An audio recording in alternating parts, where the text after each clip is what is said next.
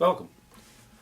And so we were talking in the last lecture about this idea of having a classical approach or a romantic approach to art.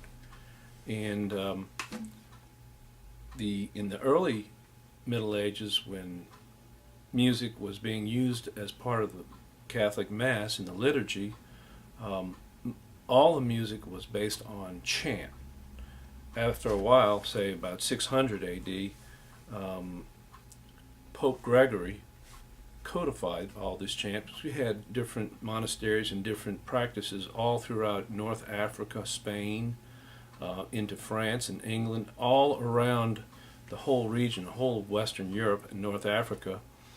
And diverging practices did not do the church any good at all. They wanted to unify their practices so that everything could be standardized and people could count on a consistency in creating that message. After all, the Christian message is to convert souls and to lead them along the Christian pathway.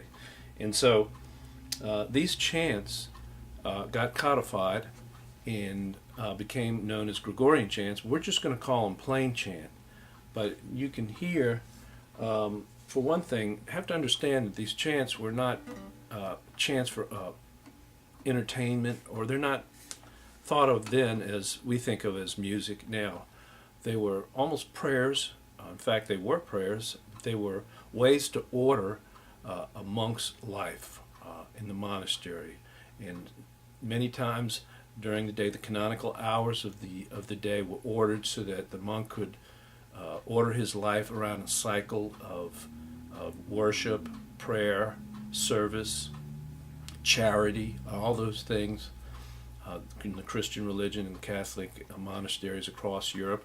And so the chants were sung in the monasteries without instruments, in the cathedrals, or prayer halls, or even in their own apartments. When they woke up, they would maybe sing a chant.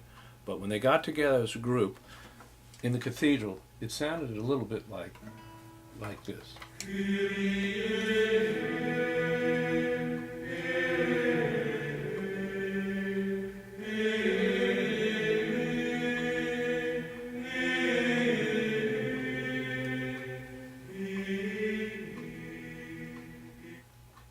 Or like this.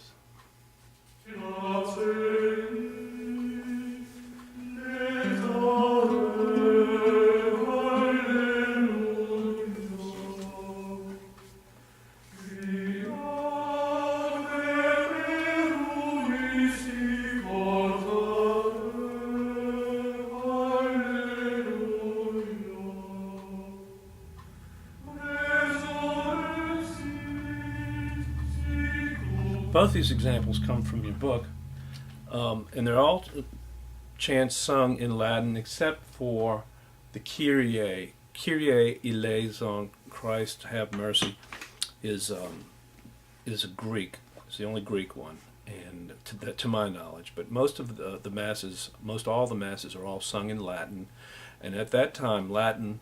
So we're talking about the Middle Ages. All through the Middle Ages, Latin was the only written word. All the vernacular languages, German, Franco, Celtic, Anglo, they were not written. If you were an educated person, you were educated in Latin. You knew how to write Latin, you knew how to speak Latin. It was the educated language. So the Catholic Church, for centuries, in the monasteries and in the cathedrals, you would hear this music. Centuries, hundreds and hundreds of years. You can imagine the people that were living in the towns, the people that came into the church. They heard this music as part of their daily life, and this was not music necessarily. This wasn't the only music they heard. There was music later on, especially that came out of this music, secular music. Secular meaning music of the world, music for love songs or telling stories, music for epic, putting to epic poetry about battles, music that was about for dancing. See, now that's where we get back to the Greek idea of music. So for centuries, the Catholic Church changed the idea of music was for worship. Let me read something here.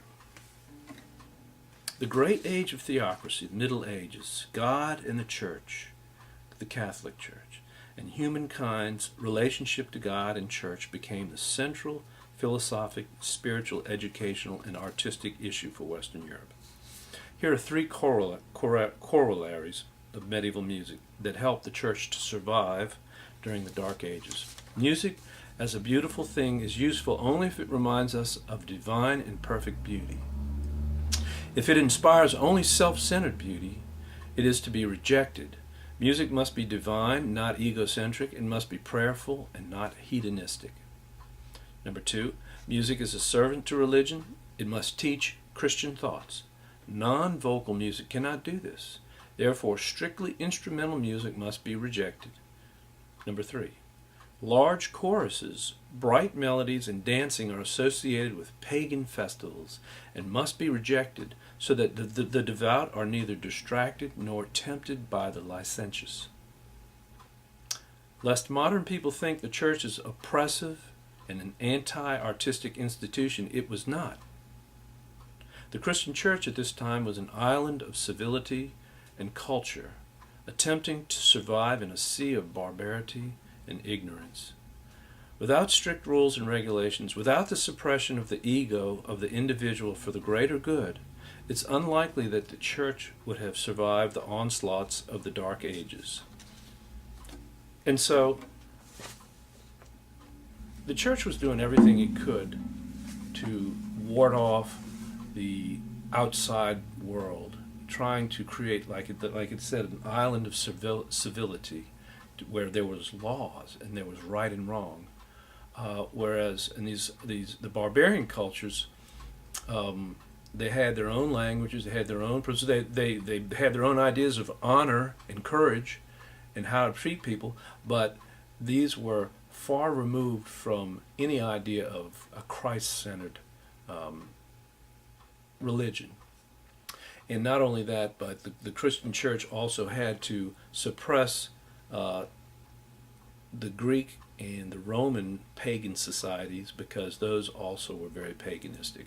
And it wasn't until the Renaissance that these societies became reborn, or these ideas became reborn, the ideas of the Greeks. And when you have the Greek traditions, we already talked a little bit about them, but this is diametrically opposed to the Greek idea of music, which is a humanistic thing. The Greeks thought that music should be for dancing. It should be for making people feel good, for healing the sick, working miracles in nature, changing human hearts. But they thought music was very powerful. Music is a basis to the pursuit of truth and beauty, omnipresent in the Greek world. The power of music to heighten the expressive meanings of words. Large parts of Greek dramas were sung. This ancient Greek musical dramatic ideal became inestimably important when it was rediscovered during the Renaissance, and eventually led to the invention of opera. So we're going to move rather quickly through the early days of the Christian church. As you hear the antiphon from your book, now this is on page 1.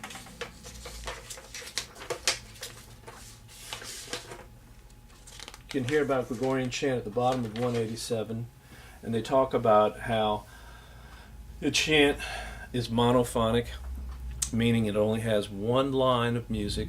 And we'll talk about texture probably in another lecture, but I just want to introduce that one line of music. These textures have to do with sound and how dense, how thick the sound is. If it's just one melodic line, a group of monks singing Hallelujah,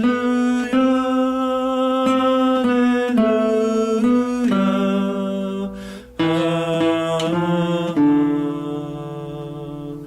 That's monophonic. Monophonic would be an adjective. Monophony would be the noun.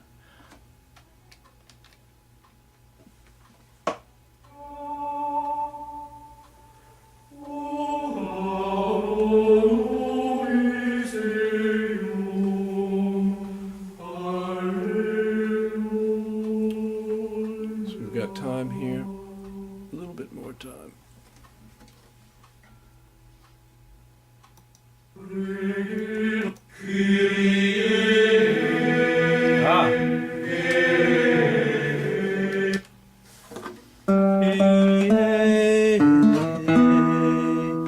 They split up. All of a sudden we have polyphony, polyphonic texture. That means that a group of the monks, or several of them, split off and sang a different note. First you had, and then you had,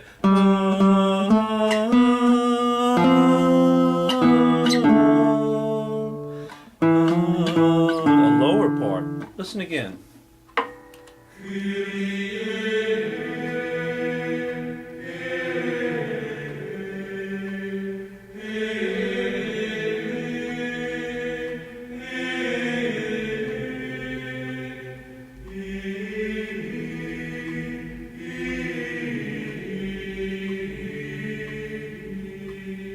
So this chant alternates monophonic and polyphonic textures. And after a while, you'll hear them adding even more voices. Listen to this. This monophonic chant. But listen to this.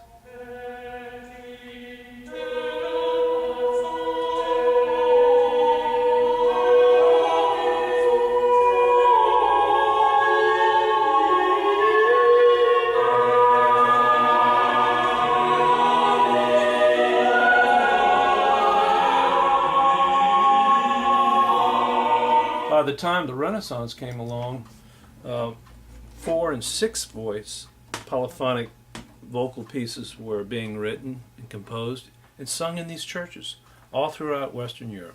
And so we're going to get into that a little bit more. We're running out of time here. Try and keep your ears open to these ideas.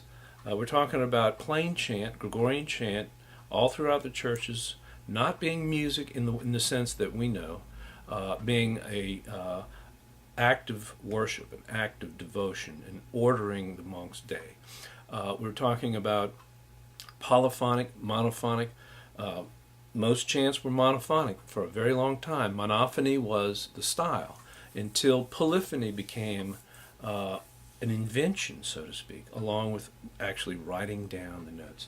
Now there is a picture of the notes, early manuscript. This is a fragment from on the Crucifixion of St. Andrew. This is a late 13th century manuscript of early notation, and composers started to write, and so that was an invention as well. They're starting to write down the music, notation. Polyphony was an invention, notation was an invention, and we're moving into the Renaissance from this period. So we'll talk a little bit more about that in the next lecture.